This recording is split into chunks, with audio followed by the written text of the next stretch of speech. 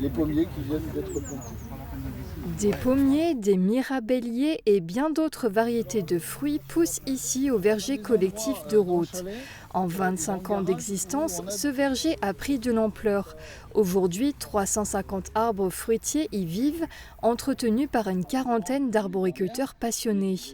Ceux qui voient les plantes grandir et fleurir font leur possible pour les maintenir en bonne santé malgré les épisodes climatiques toujours plus intenses.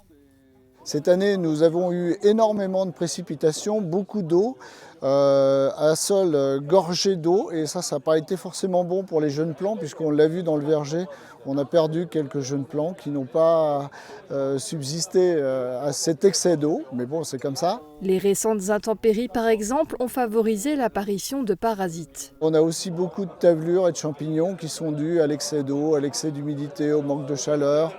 Voilà, bon, ceci étant, on a quand même un peu de fruits pour faire des tartes et pour profiter de la qualité de la production. Pour y faire face, les arboriculteurs de Rothes ont pris des mesures pour protéger leurs vergers sur le long terme.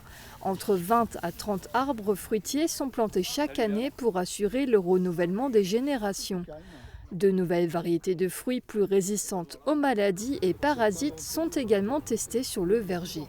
Il y a des variétés de pommiers qui ont été testées, enfin, qui sont en cours de test. Il faut voir ce que ça donne, hein. Il faut trouver l'équilibre sur plusieurs années. Donc on fait toujours effectivement des essais avec des nouvelles variétés.